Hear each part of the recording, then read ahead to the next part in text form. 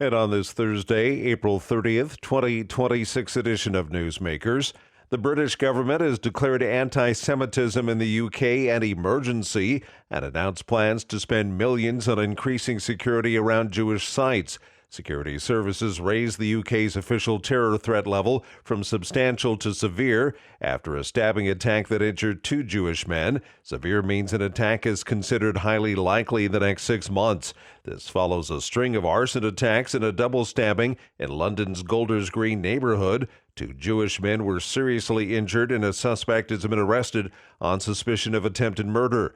Authorities are investigating possible links to Iranian proxies. Some say the government hasn't done enough, and there are calls for pro-Palestinian marches to be banned.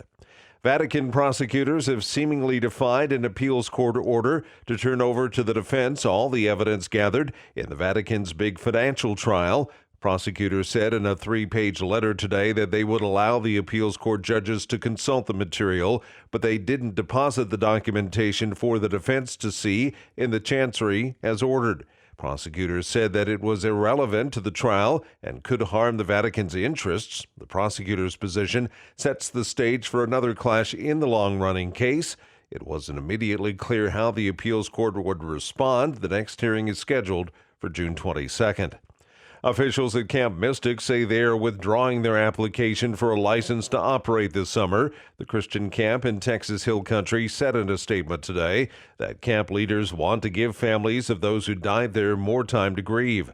The decision comes after days of pointed questioning by Texas lawmakers investigating camp officials' response to the devastating flood on July 4th that claimed the lives of 25 campers and 2 teenage counselors. The camp's owner, Dick Eastland, also died in the flooding. A spokesperson for the Texas Department of State Health Services has confirmed the camp withdrew its application.